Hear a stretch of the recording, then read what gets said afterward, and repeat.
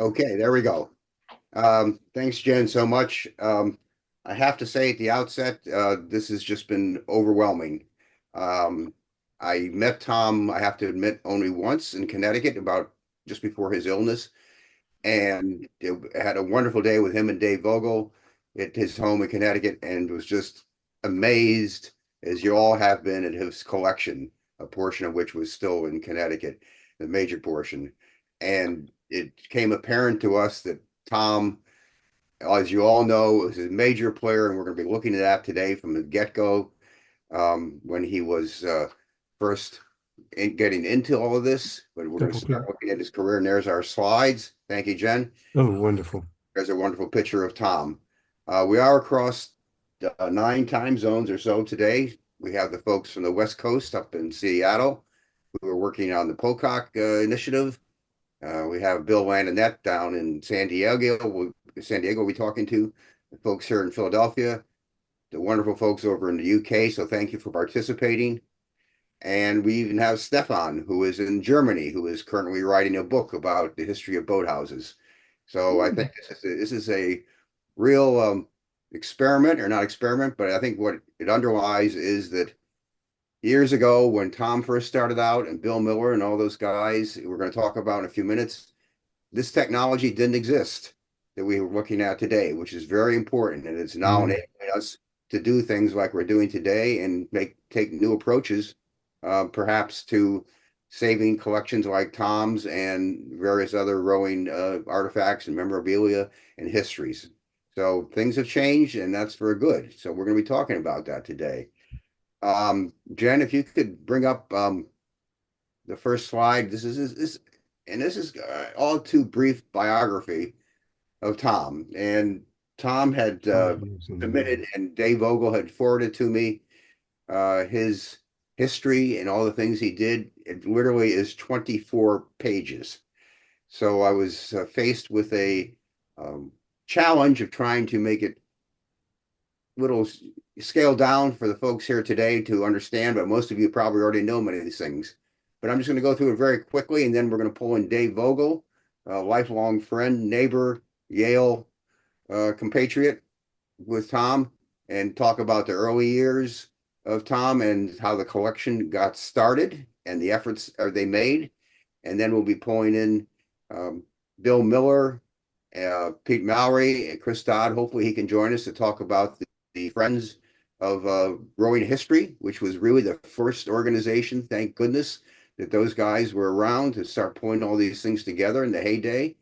And we'll be then going on and be talking about the people in the Henry Museum, which has a huge input to this preservation effort of Tom's collections, much of which is over at the Henry Museum in England. And so we have those folks are going to talk about how that collection was formed and came to be and ended up at Henley.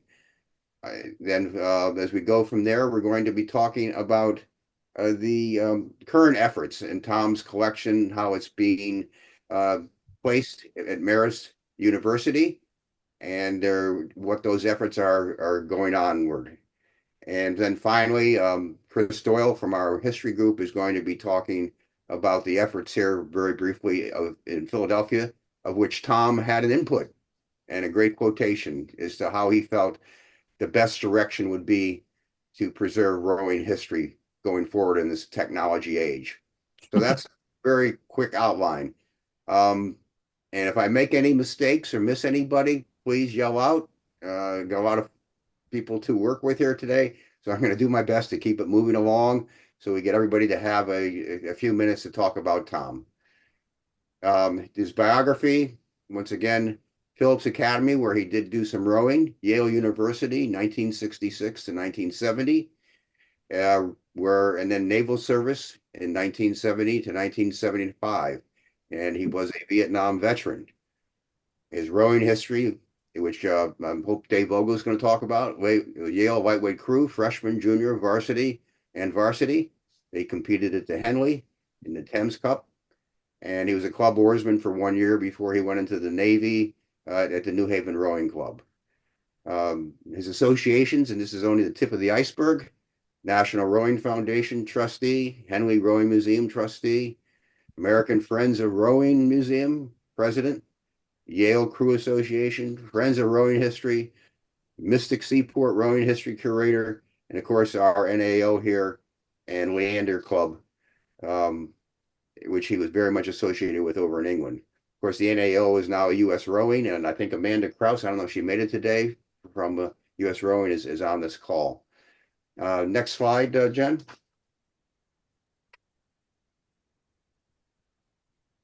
Very briefly, he began his collecting activities in the 1970s with Dave Vogel using sources throughout the world. Collection has grown, and this is just mind-boggling, to over 10,000 items of books, artifacts, trophies, prints, photos, programs, banners, etc. Tom in his bio referred to a book bibliography of 463 pages and an artifacts catalog of 788 pages, which I haven't seen yet, but I hope that's going to surface and be part of the collection. Principal collection locations, of course, at the Henley River and Rowing Museum at Henley, previously at Mystic Seaport, before, unfortunately, Mystic got out of the exhibition business for rowing, but we'll talk a little bit about that. Marist University, where much of his collection is now being transferred to, and Yale University. And finally, Tom is an author, speaker, editor, resource, contributor, and lender of materials. And once again, too many citations to mention in all 24 pages of his bio. But he has touched everything, which we're going to talk about today. Dave Vogel, if you're on the call now, I'd like to have you maybe talk about Tom. I believe second from left. Second from left. Yeah, second from the left. That's Tom. Second from the coxswain, I believe, at the 7th seat. So I'm 6, next to Tom. You were next. You're 5th. I'm sorry. Okay. So, thanks, Jen and Rick. I've got to turn my phone off. I had no idea it was on. Okay.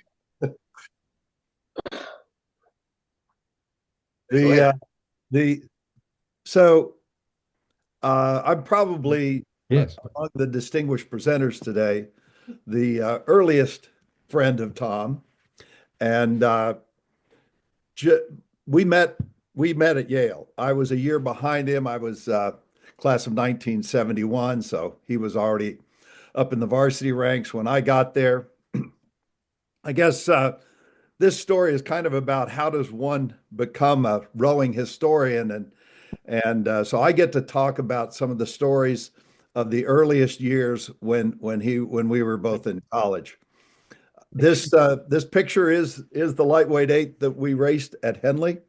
That is Tom, the second from the left. Bill told you he's the next one over, and I'm the guy with the bird legs, the fourth one in there from the left. The Tom, my story is going to be about Tom as a collector and a friend, mainly also as a collegiate rower. So to say that Tom was smart would be an understatement. I guess brilliant would be a better word. He was an amazing writer. He was a history major. He was a graduate of Andover. So pretty much my polar opposite when we first met. As an oarsman, Tom, as you can see in the picture, was not tall. Our coxswain on the far right, Coit Lyles, is actually taller than Tom. One of his research yielded the fact that he claims to be the shortest male to ever row for Yale at Henley, and I don't. So that suited Tom by virtue of height to be a lightweight at Yale. Lightweight is kind of an adjective that Tom outgrew in many ways, for those of you who knew him later in life. And he went on, I'll just say that post-graduation, what Tom was for our team, he was the connection point. he was the guy who kept all of those late 60s, 1970 era teams together. Through before email, he was writing letters, phone calls, always called our coach on his birthday and his anniversary. God. He was just that kind of a person. He was a friend to everybody. And my friendship with Tom was nothing special at the beginning. It was kind of like you would with any teammate. I can't really share a lot of rowing stories because any good rowing story takes at least a half an hour to tell. So I can't even start in on those. But Tom and I became really good friends when the Yale Crew Association decided that we merited being sent off to Henley to race in Tom's senior year, my junior year. So at that point in our training up at the Yale training camp in New London at Gales Ferry, where we were sharing accommodations with the heavyweight team that was preparing to race Harvard. Tom and I became a croquet team. And as a croquet team, we went undefeated in every match that we played, both in the United States and on the other side of the pond. So that was one of the first things where we started to get close together. It probably was a natural since, as you can see in the picture, I was the tallest and skinniest guy on the team, and Tom was the shortest. So we were the Mutt and Jeff act as we went through to England. And the guys who were on that boat will remember what a ridiculous duo we were. It was a great deal of fun. And I saw Gardner Cadwallader here as one of the participants while we were at Henley. His University of Pennsylvania heavyweight crew managed to beat us in a series of brushes, and those were certainly parts of that expedition that I remember fondly, racing against people on the Henley Reach in brushes, tuning up for the racing that we were gonna have later on. We eventually fell in the semifinals to the Leander cadet crew that went on and won the Thames Cup that year. Following that, as we were celebrating, we did get an invitation from the Garda Síochána, the Irish cops who we had knocked out in, I think it was our second round of racing. And they said, hey, we've got the Irish championships coming up. Why don't you guys come on across and race? So a small group of us, about 4 or 5 guys, went over to Ireland to race. And Tom was in that group, and we had a great time in Ireland. I think the cops wanted to make sure they got back at us for their defeat at Henley. So they arranged all of the parties to be pre-race parties. And I think the stains on the piping of my Henley blazer are due largely to all the Guinness that we managed to slop around that night. And there's Tom. That's a photo of us actually rowing at Henley's, just in training. Tom was rowing at 2 in that boat. Bill was at 3. I was rowing at 4. We were in a German rigged boat, so we had 2 starboards in the middle of the boat at 4 and 5. Tom, of course, preferred being in the bow seat. He called himself the bow block, but in the German rig, he was rowing at 2, right ahead of Myron. At any rate, after our, then there we are. That's probably that may be Penn right ahead of us. It's either Penn or Dartmouth over on the side, beating us in a brush down the Henley Reach. At any rate, once we got back from Ireland, we all went our separate ways. Tom and I managed to go to London, and he said, I want to do some collecting. He'd been collecting some books on rowing while he was in the United States, and those were slim pickings at best. Tom, while at Andover, had gotten into collections, collecting various things, and he even won a prize at Andover for collecting.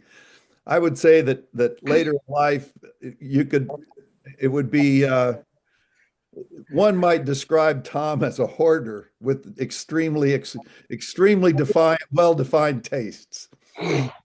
He was he was a very discriminating collector of certain things, and rowing was his passion. All things rowing.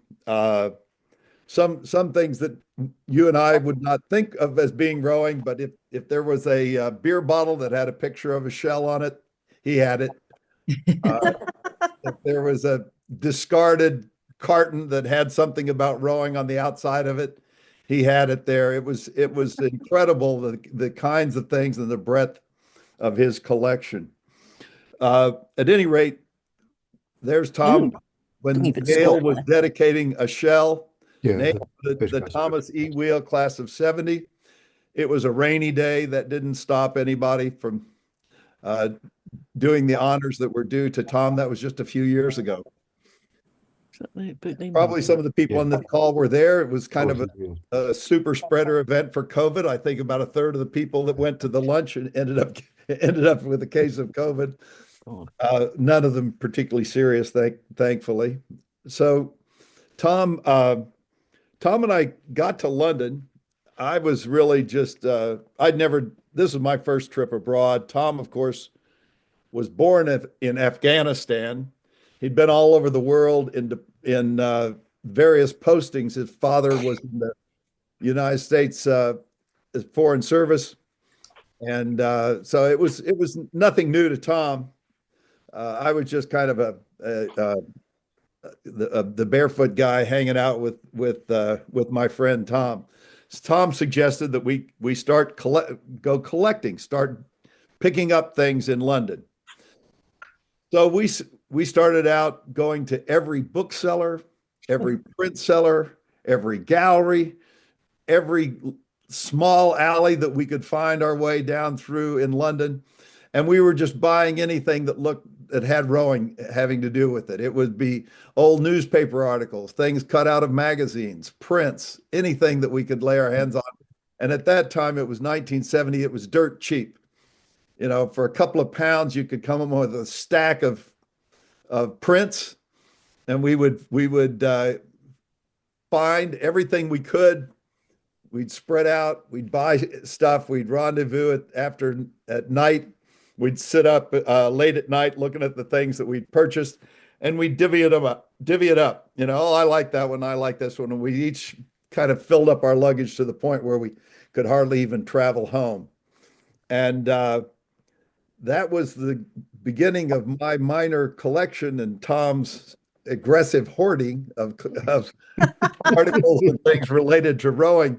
I had no idea at the time that this was going to be one of the greatest collections of rowing articles and memorabilia and artifacts ever assembled. I'm going to leave it to others. I'm going to kind of end up there. Some of you are people that I introduced to Tom to. Others of you have he's introduced to me. So I think it's time the story goes to his next phase. All right. Well, thank you, Dave. And I think that explains greatly the genesis of how Tom started. Quickly, this is a picture of Lieutenant Weil, and also recognition of Tom when his service in Vietnam, and which I believe he was on a destroyer in Vietnam. But the impression I get from reading his bio and so forth, that even when he was in the service, he never stopped collecting and used every opportunity, maybe to the chagrin of the Navy, I'm not sure, but in his postings to continue his collection of rowing issues and memorabilia and artifacts. I'd like to bring in Bill Miller and Pete Mallory now, if we can. And this picture here is a wonderful picture of Chris Dodd, Tom, Pete Mallory, and Bill Miller. And I'm not sure who the two guys are in front of there with the caps. But, I'm not sure if Chris made it onto the call here today. But Bill and then you can chime in also. Pete can speak to the Friends of Rowing history, when it was formed, and obviously what the purpose was, which is almost self-explanatory. and how that all got started and your relationship with Tom. So, Bill, why don't you kick it off, and then Pete, why don't you come on in? What's on? Great. I'm on, right? You can hear me okay. Yes. Well, I think that just to back up a little, I think that Tom and I and Dave were same vintage collegiate rowers, and I'm sure that we crossed paths at the Eastern Sprints and Summer Regattas, but we never met. And it wasn't until I think the late 70s that I was sitting at these Eastern Sprints at a picnic table, sitting there by myself, waiting for races to come down. And a gentleman came up beside me, sat down, and introduced himself and said, "I'm Tom Mendenhall." And I said, "Whoa!" I said, "Yeah, I've been doing a lot of reading, rowing history. I love it." And then a few minutes later, Tom introduced another chap that came down and sat next to me, and it was Tom Weil. So that was our Oh, first, oh, or my first introduction to the two of them, the two premier rowing historians in the world, practically. man. But it was for a while, of course, as Rick mentioned, there was no communication to send. I mean, you could make a phone call, or you could meet somebody at a bar, or meet somebody at a regatta and chat about rowing. But it was very limited. But there was a fellow on the West Coast, Ted Ted English, and he was really on top of trying to communicate with everybody. For those who were around back then, he distributed photocopies of rowing articles. He called them rowing clips, and he would send them out maybe monthly to a small group of people that could read them. But anyways, so he was really interested in trying to organize something, but it wasn't easy to organize anything, uh, photocopies and things like that. So he called me one time and says, "Bill, there's a number of people. Why don't we get together and have a meeting, and a gathering, and for people who are like-minded, who are interested in rowing history?" And he asked, would you organize it? So I said, sure. So in Boston at the Union Boat Club in 1992, I sent notices around. He gave me a list of people that he knew of and of people that I knew of. And so 7 or 8 people met at the Union Boat Club at the head of the Charles Regatta to discuss organizing something. And we initially called ourselves the Committee for Rowing History.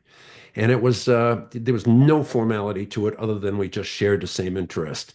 And Ted English was there, and Tom Mendenhall was there.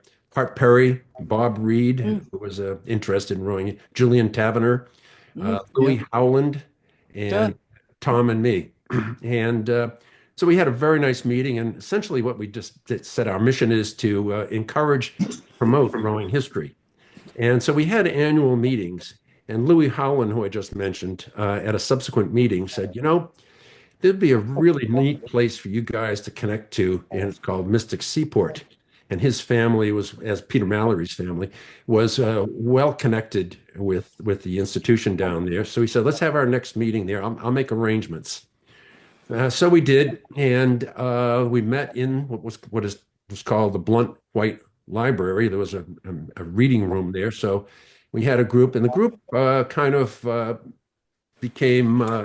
grew in the size, and people like Tom Sanford and John Cook, Pat Smith from the Rowers Bookshelf, George Pugh, who was a Mm, Yale guy, Peter Mallory was joined us, Bill at Lanouette, Chris Dodd came over, and Goran Buckhorn and others joined in these meetings.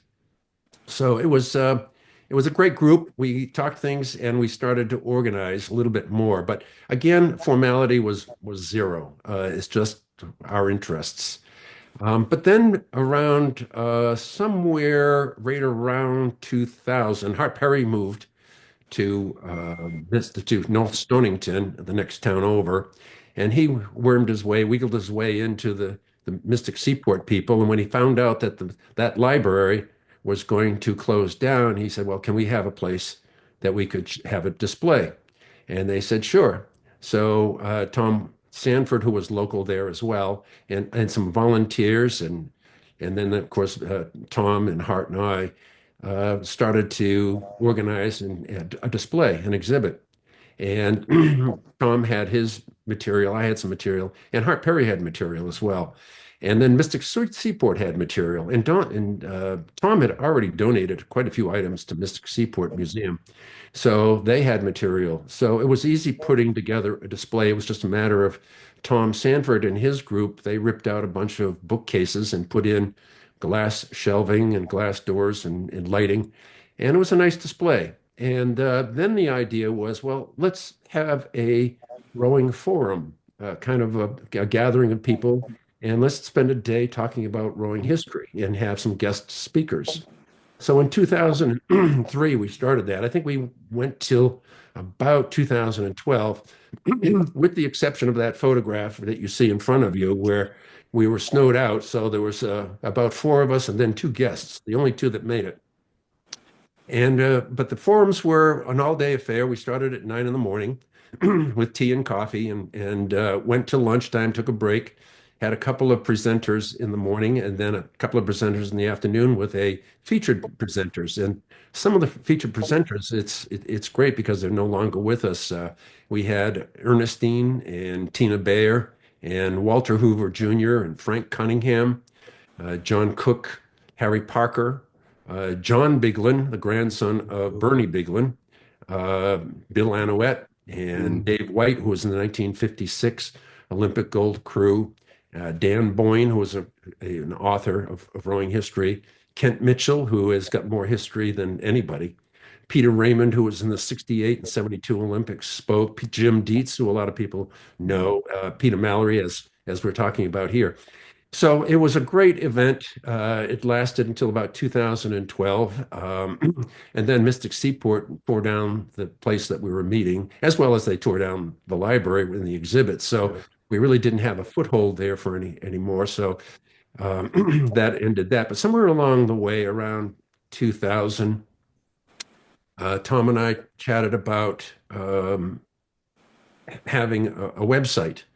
So we converted the name of Committee for Rowing History to the Friends of Rowing History, and set up a website where we could put things. It was a very stagnant, and it still is, a stagnant site. It has just kind of a lot of listings of things. And of course, Tom wrote a history or timeline of rowing history, which a lot of people refer to.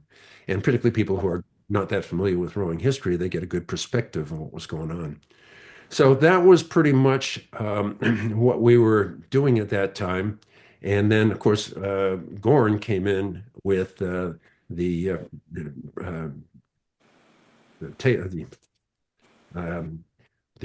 website. I can't even say it. And of course, that was active, and that's great. That's just what we need. And now people can submit material to that, and it's ongoing, very active, very dynamic. So that's where we stand today. Of course, when we lost Tom, and we lost Tom Mendenhall, we lost Hart Perry. So we've lost a lot of the guts and the real people that knew what was going on. But I think with this activity here, with the number of people who are chiming in, it's great to see. So I think there's a lot of re-momentum starting up and continue on, and we want to support that. The one thing I'd like to say is the comments that were made to bring hear the boat sing were just fantastic. And I would say that they were not embellished. There was never a person that was more generous, more kind, and he could meet you in a room, and if you felt like you were the only person in the room, and he just really focused. He was just this tremendous person. So it was just great to see what people wrote, and it's certainly not embellished in any way. So I don't know, Peter. Hopefully, I didn't hog everything. Why don't you jump in and add anything that you can think of? Yeah, just a quick introduction. I think we all know Pete Mallory, author of many articles, of course, his great volumes at the sport of rowing. And I think there's an interesting backstory, Pete, maybe you can address too, and how you got that published with the help of our friends over at the UK. So, Pete, I'll let you talk for a couple of minutes, but I will say just before we go, Bill's absolutely right. There's so many articles out there about Tom on Hear the Boat Sing. Unfortunately, Jörn couldn't be here today. He's in Sweden without internet access, but he certainly sends his best wishes. So, Pete, why don't you, if you can you just say a few words? Absolutely. Thanks a lot, Rick. And I'd like to, can everybody hear me? Yes. Yeah, okay. I'd like to dogpile on to what Bill finished up with. Uh, Tom was one of the kindest and most generous person with his time and his energy that I've ever known. I sort of arrived on the scene uh, when I was doing research for the sport of rowing, and Hart Perry encouraged me to join one one of those annual or almost or like semi-annual get-togethers of the Friends of Rowing History. And I remember, uh, I think it was that weekend that we were snowed in, Bill, that after we had chatted amongst ourselves for endless hours and after several beers, uh, Tom and you and Chris and Hart invited me to join, and it was one of the great honors of my life to be a part of this august group. Um, Tom and I, when Rick and I first chatted about what to say today, I I told him I was at a bit at a loss because the massive things that Tom did, like the collecting that he did with Dave at his side, or putting together that exhibit at Mystic with Bill and a few others at his side, I missed that.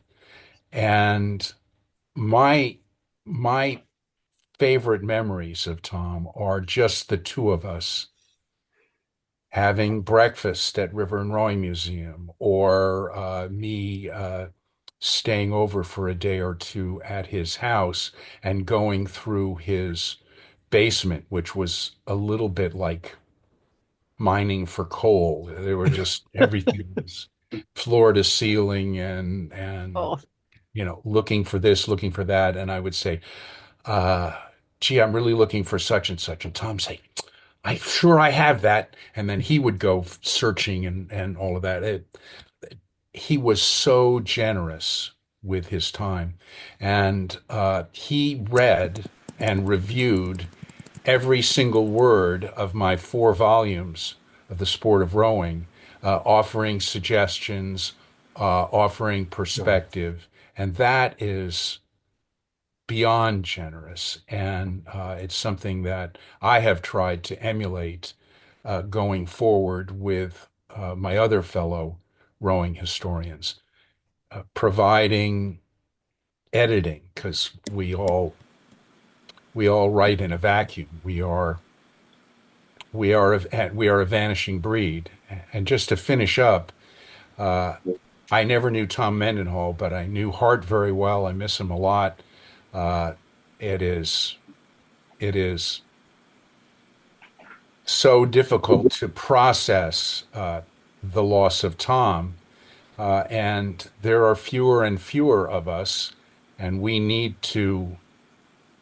looking very hard to find a home somewhere in the world for not only for Tom's collections, but for us to get together and share. And it's becoming harder and harder. Let's find some way to get the younger generation involved, Yeah. get people excited about our brilliant past. absolutely.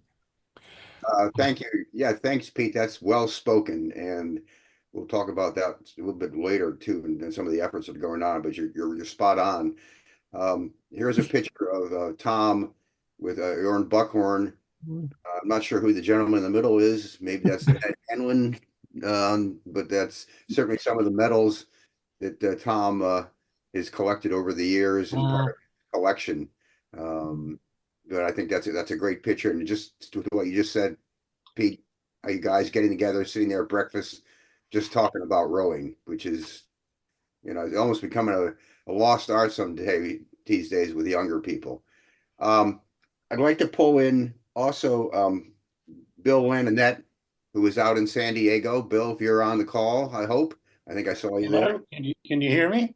Yes, we can. And by introduction, in case everybody doesn't know, just to say, Bill is the author of the wonderful book of the rise of amateur rowing and then the demise of professional rowing. And it's a long title, but that's basically what it's about. But Bill, you know you had an association, much as Pete had, with Tom helping you to put that book together and to edit it and to give it direction. So, Bill, maybe you can just say a couple of words too about your experience. I appreciate that. Thank you. I wrote my notes, otherwise I would go on forever. But this, being a former radio announcer, this will take about 3.5 minutes. I first met Tom in 1995.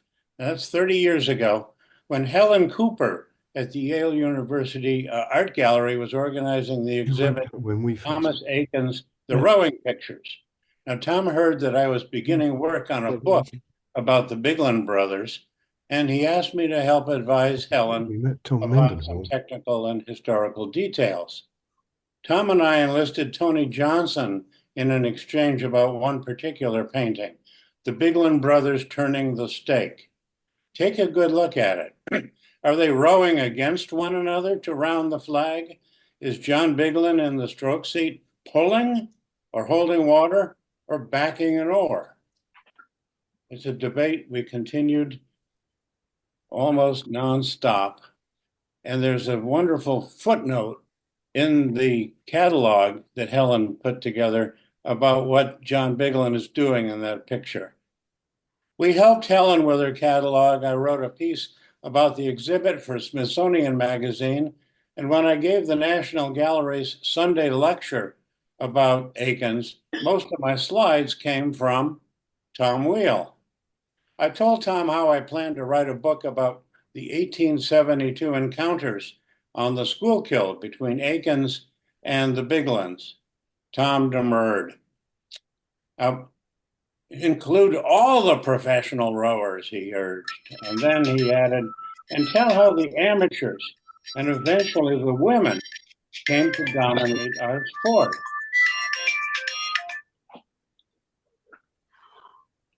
He said, tell how the amateurs and eventually the women came to dominate our sport. Mine became a richer and a livelier book thanks to Tom. He made several suggestions for the proposal. He added to some draft chapters. He loaned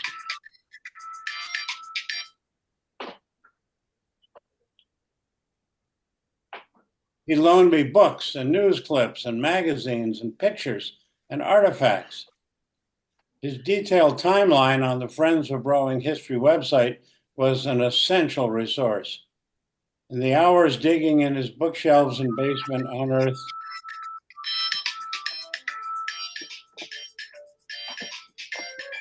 Somebody's phone. I have musical accompaniment here.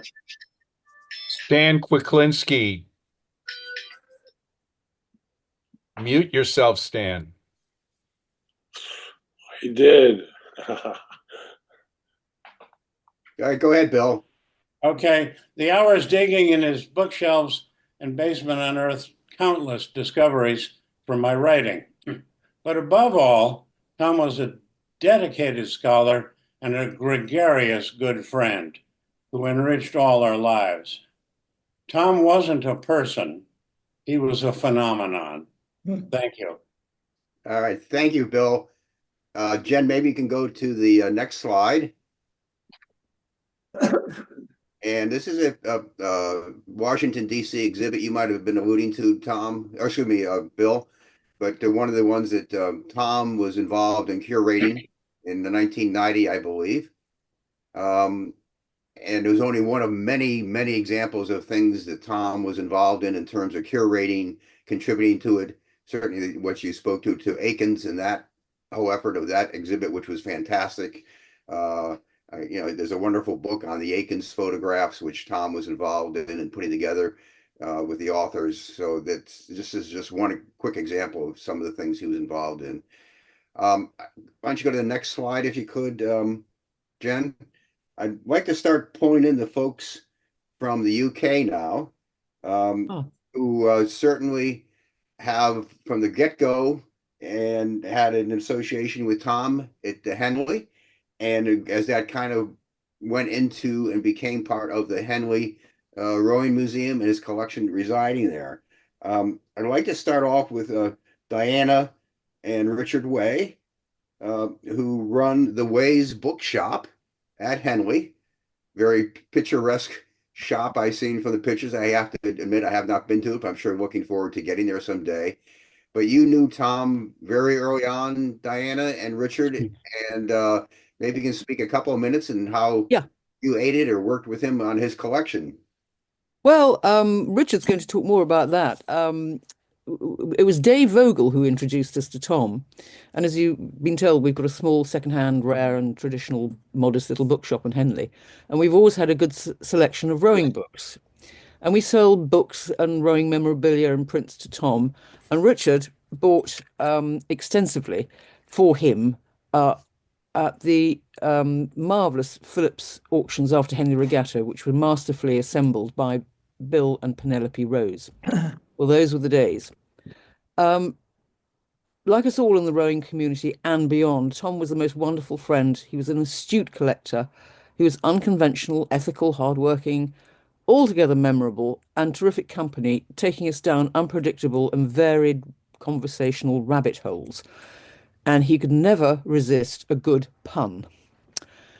It was always great to receive his telephone calls. Hi, it's Tom. You remember that? He rowed our traditional Thames skiff up the regatta course in about 20 minutes. And we took him on jaunts to the countryside and places like Oxford, Eton College. He was always a popular guest with all our friends at a upstream boathouse. He made many friends in Henley, rowing boat collectors Bill and Penelope Rose, or at his Henley billet, a fabulous lady nearby who remembers him fondly, and they would go out for breakfast at Leander. Knowing them both, I can imagine screams of laughter and the wide scope of the conversation. They were good pals. She remembers how he hated the heat, so he stayed with her at other times of the year to coincide with the trustee meetings at the River and Rowing Museum. He also became a friend with Zeynep, a Turkish friend of ours, and she and Tom would retire to the Angel on the Bridge and natter away in Turkish. He'd learnt Turkish in the Navy, I think. He would install himself in the bookshop in the afternoons and engage with any customer and be especially pleased and helpful and interested if they were also interested in rowing. He could talk to anybody. Because he disliked heat, I only remember him coming once to Henley Regatta, and he was exceptionally busy seeing everybody, enjoying the scene and, of course, the rowing.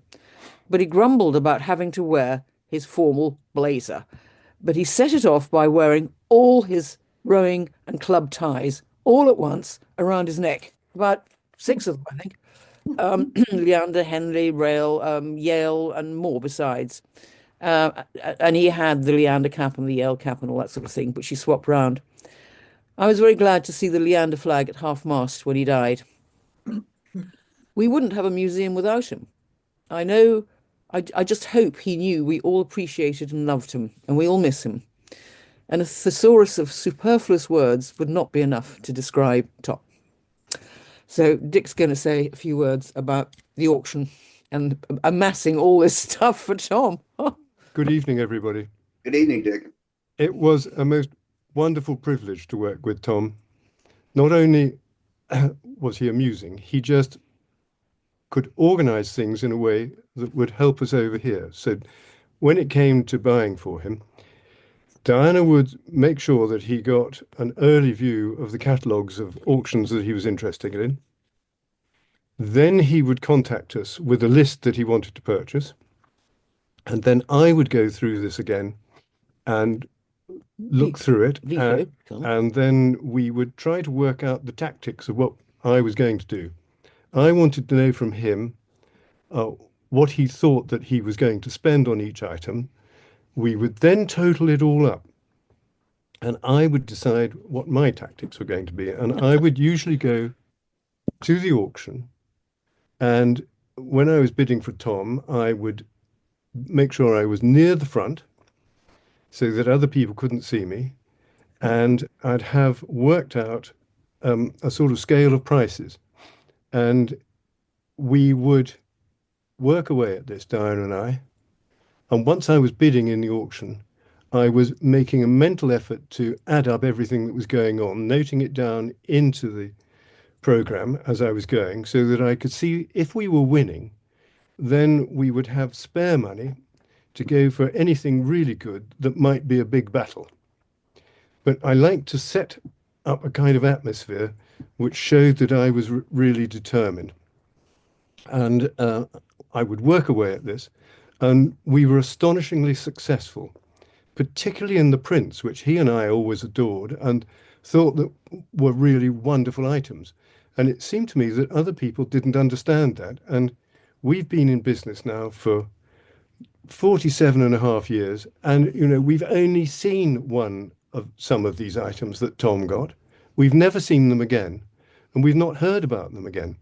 So it was a really wonderful experience. It's a particularly wonderful experience when you're spending somebody else's money, but being as careful as you possibly can. And we always won, and Tom always got these items under what he expected to pay in the main. So it was a really wonderful experience. But the experience was also added to by the joy of meeting Tom and just the sheer enjoyment of having a sort of head-to-head conversation where we would go at each other about all the interesting things that were going on. And it was just terrific. But it was very sad that we didn't, between all of us, manage to get that wonderful collection of his together in America, as well as his wonderful collection here. So I thank you all for all the things you've said, and I'm looking forward to hearing the rest. And hearing about the collection going to Marist. Yes, and we're really interested in hearing what is going to be done with the collection in America. Thank you all. Thank you, Dick, very much. I'd like to bring now on Paul Mainds. Paul, Wester there. And Paul is the past director of the River and Rowing Museum. Maybe you can provide me the exact years. I think I have them written down. No, we sold them that one. But Paul was instrumental in bringing Tom's collection to the River and Rowing Museum during his formation. Before we get on there, we do have a couple pictures here. There's a wonderful search engine at the River and Rowing Museum where you can get to it with the collection.rrm.co.uk and type in Tom Weil. And they list 1,200 items, not all of which were contributed by Tom, but they have these wonderful thumbnail sketches of the items that are at the River and Rowing Museum that you can click on and get information about them. And this is a great model for how to approach what Dick was just speaking about. How do you manage a collection? So, Paul, I will just turn it back over to you, and maybe you can speak a few minutes about how this all came about. Thank you very much, Richard. First of all, thank you all for organising this evening. My wife Nikki is sitting here. We both got to know Tom very well, and it's lovely to hear people being so positive and telling us a few stories we didn't already know. I joined the museum early in '99. It had been opened only a few months before by the Queen in November '98, and my first job was to, under the direction of our chair, establish the reputation and to improve the board that we had and bring the right people on. And Chris Dodd and others and Diana said Tom was one of the key targets here. He joined our board in 2001, not just as a rowing historian, but as a contributor to the board. He was a decisive person. One thing that's not been said much, I think, is that he did have a very successful legal career.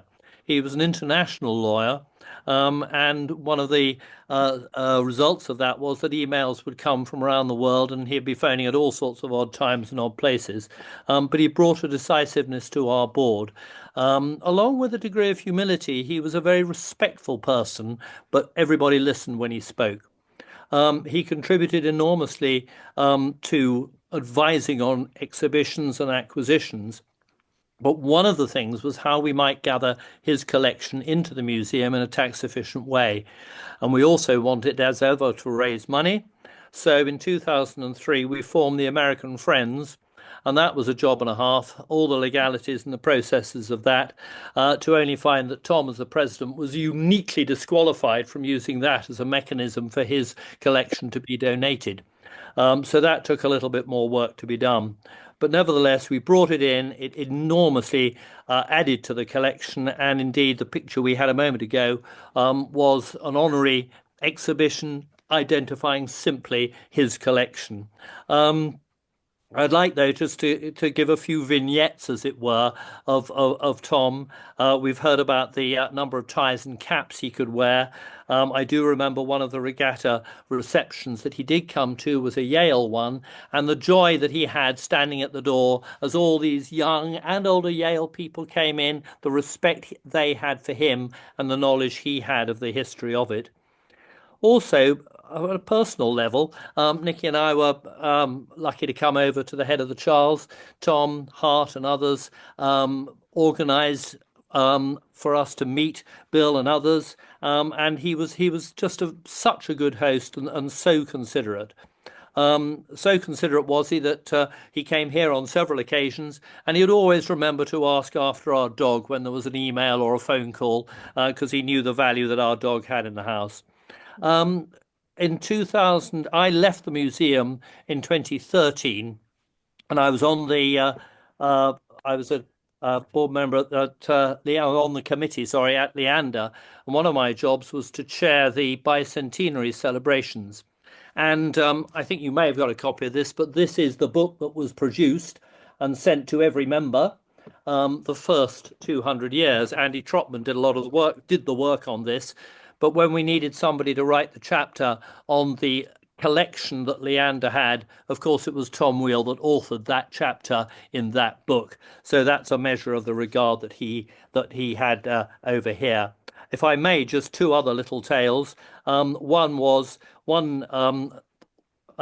December he was over, a nice cold time to be in Henley, and he was here over a weekend, and it happened to be the Upper Thames dinner. So he came as my guest. And blow me, next table, there was one of the people that he'd rowed against in 1970, and there was a nice little reunion chat, and it just underlined to me the nature of rowing and what a wonderful sport it is. Also, we've talked about his collection and the donation. One day he came across and he had brought with him a cup for me, not for the museum at all. And it was this with Durham regatta on it from 18 something or other, and it was just a quiet gift from him to us, knowing that I had rowed at Durham, and it's there as a reminder of what a remarkable man he was. It was a pleasure to know him, and it's a great evening to hear other people saying similar things. I hope that's around my 3 minutes, so I'll stop there. Thank you, Paul. That's wonderful, and I know Paul and I and Christo had a wonderful conversation over an hour a couple of weeks ago, and the stories you have, and about Tom were just fantastic, and we could just go on forever. But thank you so much for that. I'd like to move along. I also have on the call Steve O'Connor. Steve, who is the current director of the River and Rowing Museum, and I asked Steve if he could join us and maybe just give a quick update on what the activities are at the River and Rowing Museum. I think I once again, I have to apologize. I haven't been there. It's on my list, of course. But Steve, maybe you could just give us a couple minutes about the mission and the future and how we in the United States might be able to help the River and Rowing Museum. Steve? Yeah, thank you, Rick, and hi everybody, and good afternoon, good morning, good evening. Well, just quickly though, to touch on sort of my time and dealings with Tom. As Paul said, he was a trustee from 2001 up to December 2020 at the museum. So he has been there through almost the entirety of the museum's existence. And I remember what we said at the start of this. He had a 788-page artifacts catalogue. Now I know a bit about museums and their collections, I can well believe that he had a book that large. And we have around about 1,500 objects from Tom in the collection that he brought over to the museum. We used to have something called Tom's Shelf, where in the storage area he would leave items with us to be catalogued and accessioned into the collection or loaned in at some point. that quickly became Tom's cupboard and nearly became Tom's room as more and more objects from Tom got brought over to us. But it's fantastic to have somebody, and we're so lucky to have had somebody that's just so passionate about the sport and crucially about collection and the history of the sport. And David Worthington, our chairman, said when Tom sat down from the board that we would have a hole in our collection had it not been for Tom, and he's absolutely right. I was able to chat with Tom in December 2023. I've been at the museum for a couple of years now, and we just had a really nice chat over FaceTime, so it's great to actually see him as well, talking about the history of the museum, his involvement with it, and plans for the future. And one of the things that struck me in sort of reading up for tonight is just the recurring theme of just what a nice person and that great that sort of British accolade that is the highest honor you can bestow on anyone, which is just he was a really good bloke. And we keep seeing that again and again. And I certainly, had exchanged many, many emails with him about our collection and what we were doing. And I think it is just wonderful that we've had him in our sport. We're incredibly lucky. I think what it also highlights for me, and Peter touched on it earlier, I think the future of collecting in the sport is in an interesting position. And I think we do need to carry on Tom's work to bring that next generation through. And make sure we retain all of that knowledge and that history we have. Digitization of everything is fantastic, but I think we're in danger of forgetting analog and objects and not looking after them in a proper way. And we certainly, if we can do anything to honor Tom's legacy, it's make sure that we continue all the work he did on collections and making sure we manage them moving forward. In terms of the museum itself, we've had a interesting time. We've had challenges like every museum, and we are now looking at the general operation of the galleries and how we can make them operate more effectively. It becomes very expensive to manage collections, and we need to work out how we can operate in a sustainable way. There's a lot of work going on to do that at the moment, and I think also we have a longer term view. I say we, as in all of us interested in Rowan history, about how we centralize this collection around the world. And I think if we can do that, it's going to be vitally important to protect that collection moving forward. But yeah, he was a great bloke. I'm really pleased to have been able to speak with him, and the museum simply wouldn't be what it is today without him. All right. Thank you, Steve, very much. I appreciate that. And as I say, that website for your museum is a wonderful search engine, and it's a great opportunity to see Tom's collection, at least in the UK, and please go to that. I think it's once again, it's a model for what we're going to all be aspiring to in the United States. We often talked about the virtues or the possibilities of building a brick and mortar museum, as we call it, and it's a very challenging. I don't have to tell you, it's a very challenging thing to keep a brick and mortar museum going, and we're a big country here geographically. So we're looking at ways to handle that. I'd like to move on then to maybe next slides, Jen, for a minute. And there's Tom working on his collection. And there is Tom at Yale with a gentleman, Michael, I'm probably going to mispronounce this, Portillo, who does the BBC Great Railroad Journey show, and he stopped at Yale and interviewed Tom. And this is a picture of them looking at many of the items in the I think it's Gyllenhaal at Yale. Tom was either curating or part of his collection. He was obviously an avid Yale man throughout his career. I'd like to now move to the next step in Tom's career, if you will, and it's kind of touches on Tom's passing. But as we all have seen today, this vast collection, and this is Tom's basement, excuse me, his office, which I visited, many of you have visited, and it's just the tip of the iceberg. When I was there and the conversations I had with Tom over the years about certain questions, Tom would just say, "Oh yeah, I have the program from the 1913 Henry Regatta results." Like, who has that? I mean, it's unbelievable. He could pick that out of his collection. And throughout his house, in his basement, which also had the next slide, Jen, Um, and these are, we'll talk about these gentlemen here in a minute, but there's Tom on the right-hand side, and this is all the things he had down in his basement and file drawers and so forth.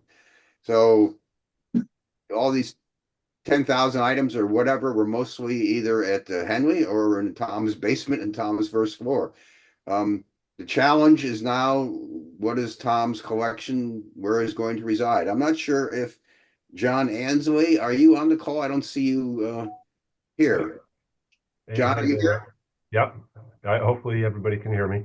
Okay, yeah, John, by way of introduction, John Ansley is from Marist, now Marist University. And I don't want to misstate anything, but I'll let John talk about it. But the collection has largely been transferred to Marist University and is working with, John is working on that with his team. But John, why don't I let you talk about the role of Marist University in curating and archiving Tom's collection?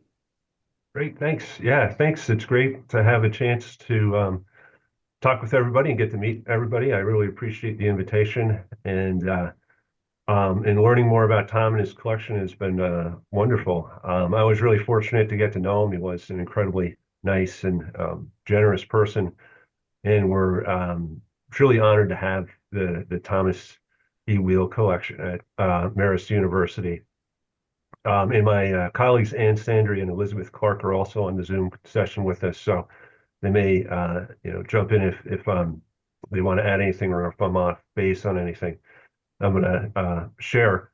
But we so back in 2021, Ann heard that the rowing exhibit at Mystic Seaport was closing, and we'd always been curious about that for years, about where the items came from and who curated it. And found out that Tom was one of the key players in that, and she reached out to him. And we were very fortunate to meet with him several times. He came to Marist. We went to his house, and Tom was impressed with our Poughkeepsie Regatta collection and physical collection, and also our online presence. And I'll share a link to our digital exhibit. It's quite extensive, so you're going to see. Hopefully you'll enjoy that. It's been a lot of fun for us to build that collection. Ann and Elizabeth are the key people responsible for that. So Ann and Elizabeth met with Tom in the spring of 2021 at his home to view his rowing history collection. And of course, they're blown away.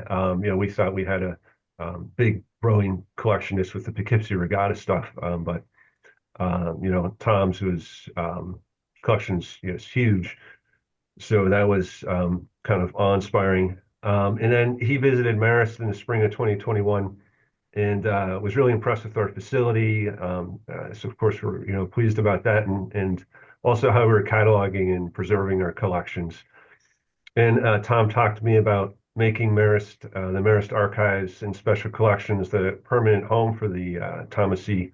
Weil Rowing History Collection. And of course, we're honored by that. I was, really delighted that he's willing to entrust us with his collection. And he began donating his collection to Marist University during the summer of 2021. And we received several large pieces of his collection between then and when he passed. And of course, the remainder of the collection came to the Marist University Archives and Special Collections just last fall. So we're currently cataloging the collection, but as everybody knows, it's an extraordinarily large collection and in-depth collection. So it's going to be a few years before everything's completed. Doing the physical cataloging, and then we'll be creating an online presence for it as well. So there'll be catalogs you can search to learn more about the collection, but there'll also be something kind of similar to what I just sent out about the Poughkeepsie Regatta collection. So it'll be a little more, dynamic and have a lot of images, and in addition to the text as well. But yeah, the collection is again very, very big. So it's about, from what I've been able to estimate, about 600 cubic feet of materials. And certainly, at least 10,000 items. I mean, I'm think there's probably got to be more than that. At least, what we now have in the archives. And of course, our main goal is to fulfill Tom's wishes by preserving the collection and sharing it with any interested researcher. And, Tom's always so modest. He said he'd be happy if just one or two interested, if we just got one or two people interested in rowing history, he'd be delighted. But, obviously a collection of this significance, there's going to be people from all over the world that'll benefit from the collection being accessible at the Marist Archives and Special Collections. And we're hoping to hold an event to celebrate Tom's life in the collection, hopefully this summer or fall. And of course, I'll let this group know if anybody's interested in attending. That would be wonderful. So I'm happy to, if there's any questions, but I'd be delighted to try to answer them. But that's it. Thank you very much. Thank you so much, John. And when we were having a conversation the other day, I think you told me that Tom's collection will be the second largest collection you have, the largest collection belonging to Lowell Thomas, the name of the very famous world traveler and author and writer and so forth. And you have, I forget how many thousands of items you said you had for Lowell Thomas. It's a lot. I mean, there's over 1 million items in the collection. It is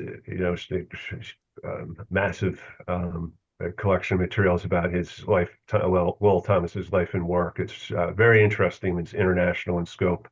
From he was the person that really made T. Lawrence famous as Lawrence of Arabia, and he visited Tibet in 1949 is another highlight of his career. But he was on the radio from 1930 to 1976.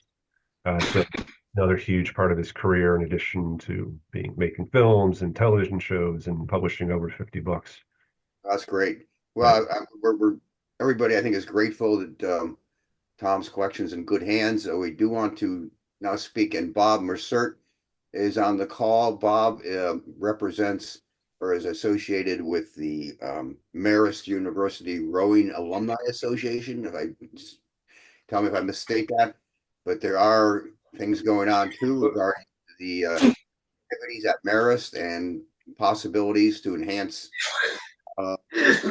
Marist rowing program and maybe tying into Tom and his legacy. So Bob, if you could say a few words just before we leave this, getting into Bob, but this picture here I want to say is the a picture of the flag at Leander Boat Club at half mast in honor of Tom passing, and he had a huge interest and association with Leander.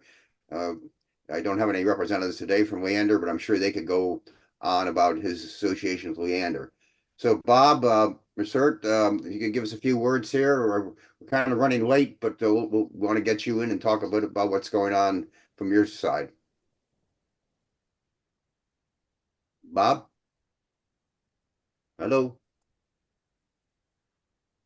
How about now? Okay, there you are, Bob. Okay, we can hear you. I thought you guys were going to unmute me.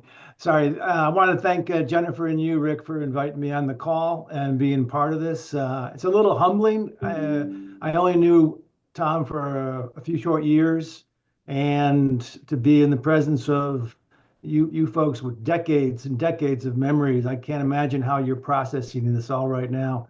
But Tom did enjoy, like John said, Tom enjoyed a really good working relationship with Marist University, and especially the archives and special collections.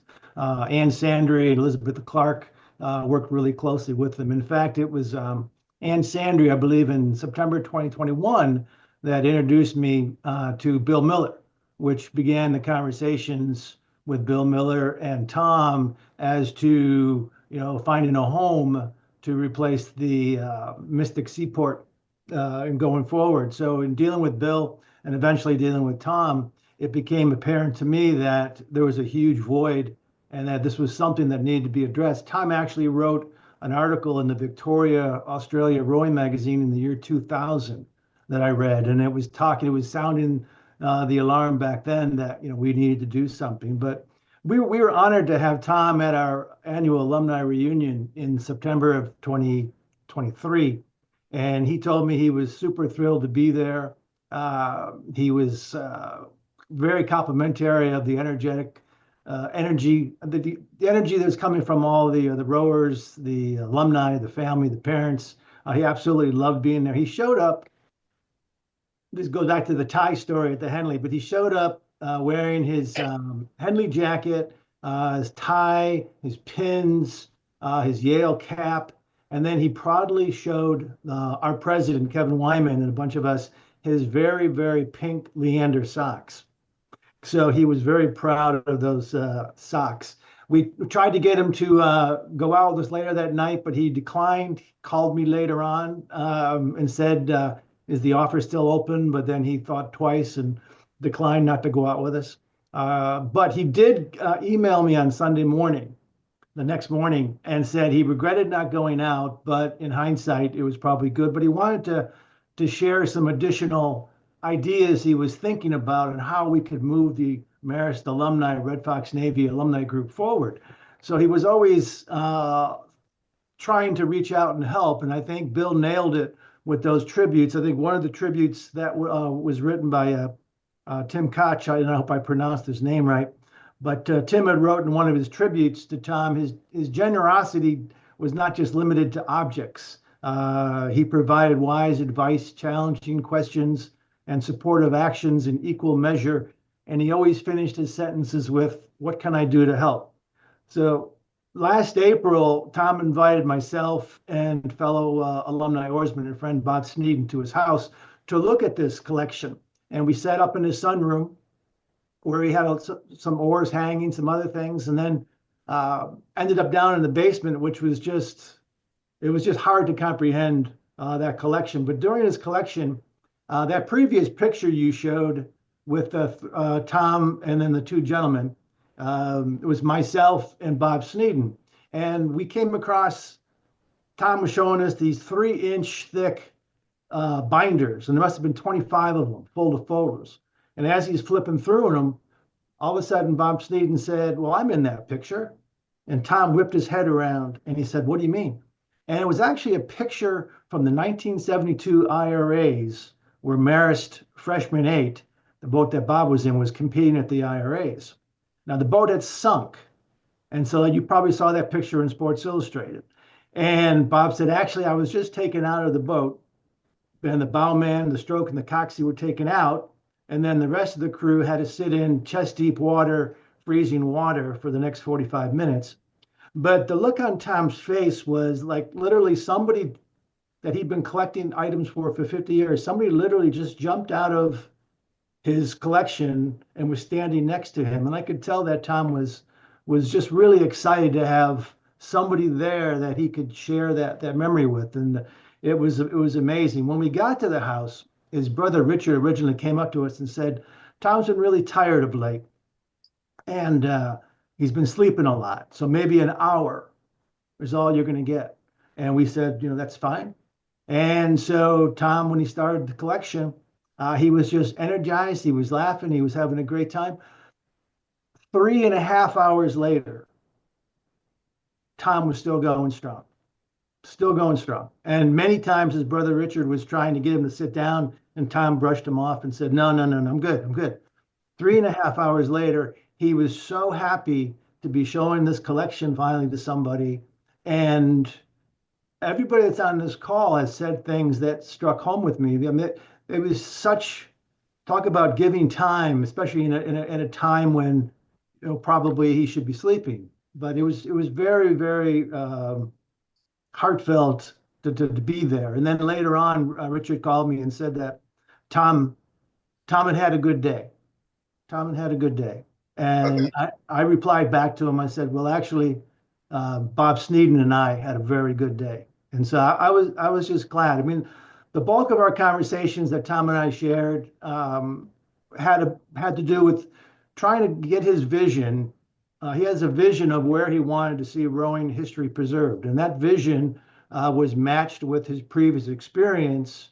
And the way he mixed those two really affected the way he was going forward. So Tom had a vision that he shared with me. We went back and forth. Part of that vision was his collection, but it was, as you probably all know from Tom, it was on a grander scale. And it was just many, many moving parts.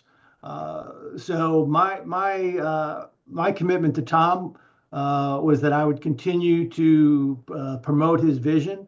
I represent the alumni, but I also work with some local people. I work very closely with Sean Kaler, one of the vice presidents, on this. There are several people within the college that are aware of this, and now that Tom's collection is there, I think it's a great opportunity for us to continue. Like I said, there's a lot of moving parts to it. My recommendation would be to, at some point in the near future, maybe get back around with a bunch of the people from this call and others to maybe share how we can kind of get this to the next level. The task that John and his crew has is massive, trying to catalog those things. So I'm really appreciative to be able to be on this call. And, you know, like all of you, I miss my conversations with Tom. I miss meeting with him. I miss seeing him. And but I'm fully committed to doing whatever I can to help Tom's vision be realized. And but thanks again to Jennifer and Rick for allowing me to be on the call. And I appreciate listening to all your stories. Well, thank you, Bob, so much. And I think your comments are just are very timely into our last slide, last couple of slides. If you could bring that up, Jen. You know, here in Philadelphia, we have established what we call the Rowing History Project, which is kind of the adjunct to the Friends of Rowing History. The next step, we think, perhaps, in this process. Chris Doyle, I'm going to ask to join very quickly here, had talked to Tom, and this is what he responded to us, is to kind of what his vision of what might happen in the future. Chris, can you jump in? Yes, Rick, and thanks very much for organizing this celebration of Tom's life. It's really been wonderful. We started working with Tom about 2.5 years ago, and he was very, very generous with his guidance and support for our efforts. And he was the one who gave us the courage to aim high. And so in addition to producing 22 story hours over the course of the past few years, we've also had in mind the idea of potentially developing a digital repository for rowing history. And Tom was very inspirational in that effort. I'm not going to read this whole quote from Tom. This is a verbatim quote to our group, explaining to our group what he thought that we should be doing in this endeavor. And for those of you who actually knew Tom, I think you will see that actually this sounds like Tom. He was extremely precise in his language, and he was very careful about how he was guiding our efforts. So what we have done is based on Tom's guidance, we became a 501c3 for the purpose of raising funds, but even more importantly, for the purpose of granting funds to member boat clubs to achieve their archiving objectives first and preservation. In addition to that, we hired a professional archivist from Philadelphia to work with us on implementing an international standard for developing an archive data dictionary, which could be used by any member rowing organization, either a private collection or a club or a university. In addition to that, we've hired an IT developer who works with art museums, and we conducted an extensive search for an appropriate software product for digital displays, for publicly accessible displays. And we have landed on a very low-cost solution for that, an open source program, which is used by literally hundreds of organizations in the United States. We are building the web server and the software program right now, and we are also going through the process of developing the archive of the Vesper Boat Club here in Philadelphia. The Vesper collection, when all is said and done, will probably have somewhere between about 1,000 to possibly even 2,000 objects in it with associated photographs. That archive is being placed on an Excel spreadsheet. It's an Excel spreadsheet with links to photographs and media files, and that has already been uploaded to our system. And we're in the process of tailoring that, massaging some of the data, and creating a searchable tool for Vesper. It looks very, very similar to what the Henley and River Rowing Museum has on for their collection. This effort that we're doing is we're considering it a proof of concept, because what we want to be able to do is essentially to take it on the road to show to other clubs and private collectors and encourage them to jump on board with us. We are all as volunteers going through this process right now, and we're developing our own knowledge base of how this is done. We should be done within about the next 60 to 90 days if everything works out well. And we should be able in one of our next story hours to actually show it to everyone.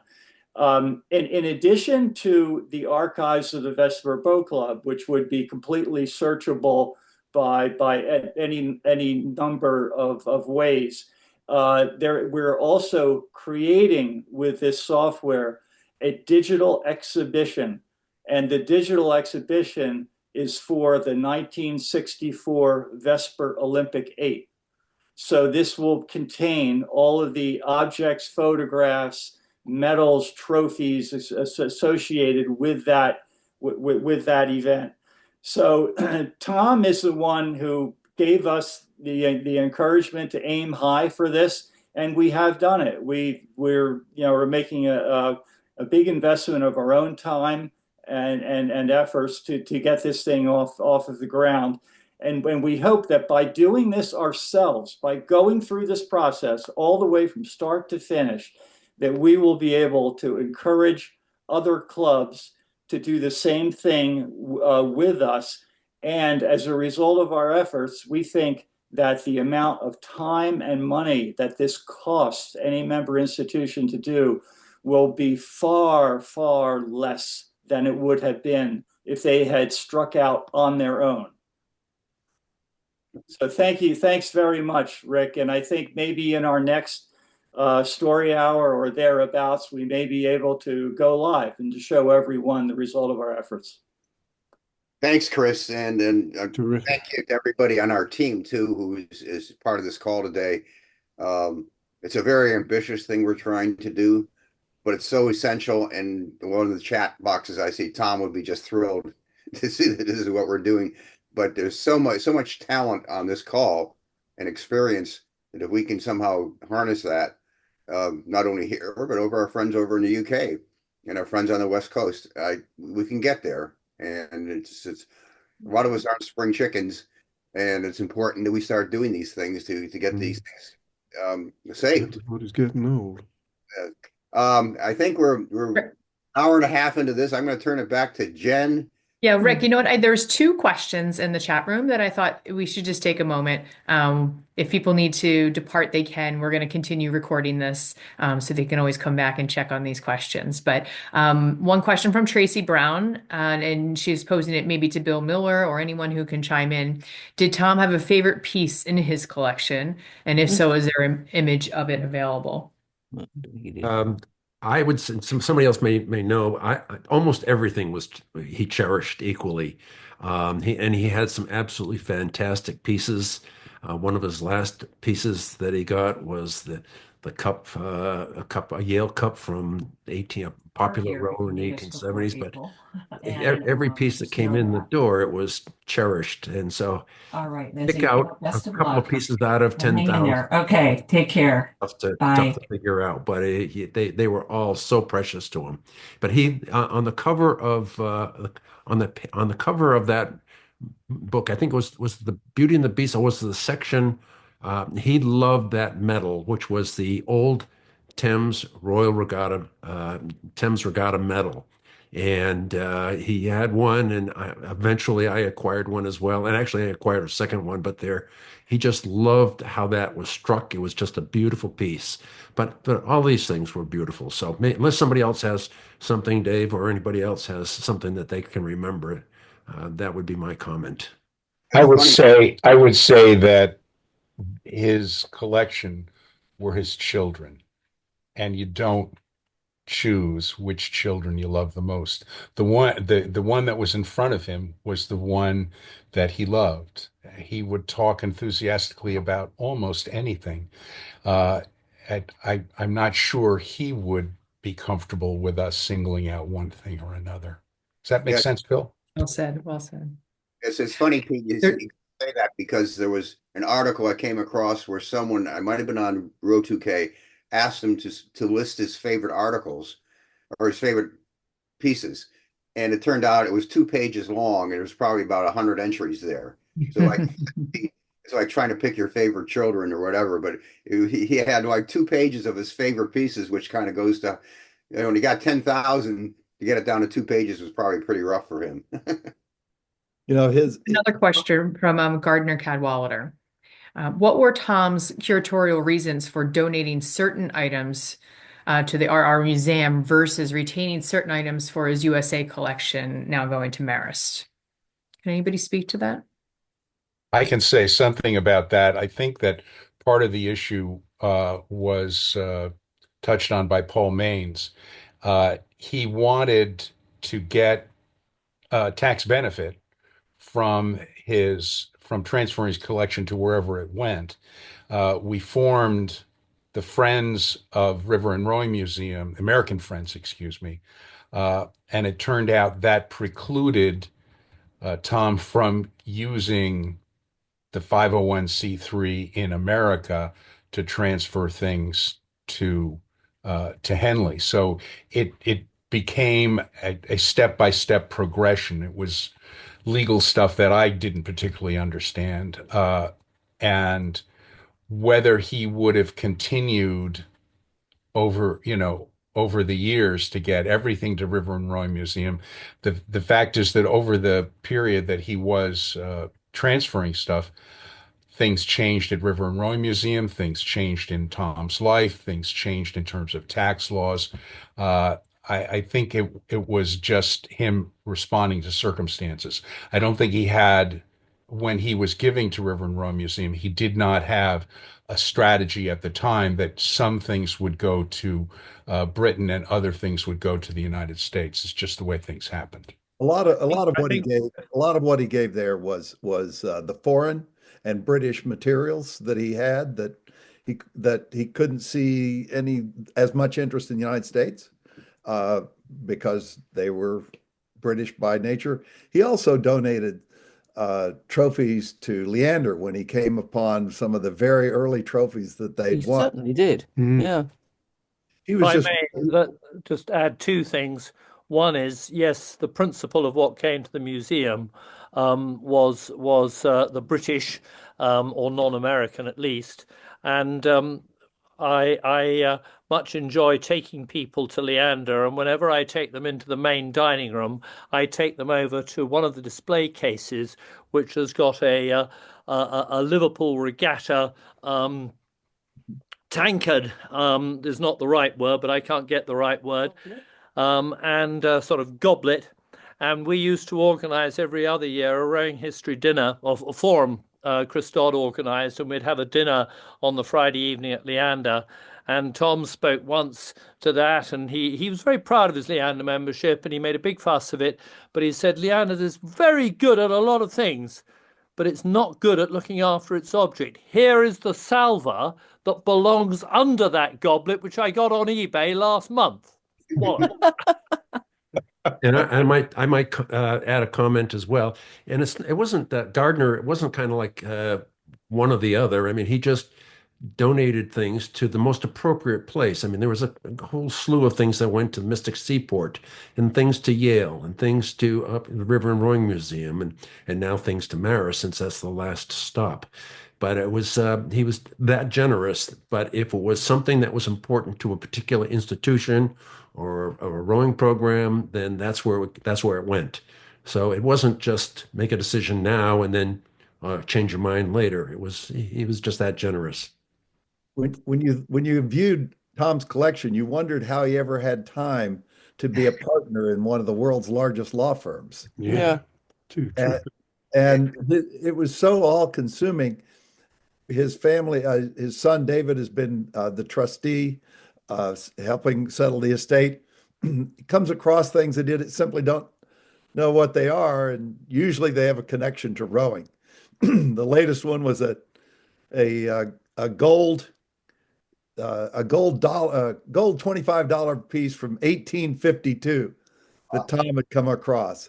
And he said, "Oh, I should acquire that because that's the year of the first Harvard Yale race, which was the first collegiate athletic competition in America. We should have that so we could flip the coin for the race every year to decide the lanes." It's like that. So many of the things that he had that you wouldn't even think had any rowing connection, he only had because they had a rowing connection to Tom. Right. That's Any great. any other things to chime in? Anybody? Please do. If I don't know, it's run late, but this has been great. Well, Rick, I think I said on the chat that Tom would have loved people getting together to have this much fun and discuss all of his friends, but he would have been very uncomfortable about being the center of attention. It was 57. It was 59 on here. I did, I shared some things. I shared some words that Tom wrote for one of his pieces in Hear the Boat Sing to the Yale Crew Association earlier this year. He wrote some lines in 2014 about rowing history. And I pretty much, I would read it, but you could just look it up in the Hear the Boat Sing. It's so Tom. He's just such a wonderful writer. And if you can get back to the 2014 article that he wrote in Hear the Boat Sing, it was just, the summary was just totally Tom. It was all about what it is to be a historian of rowing.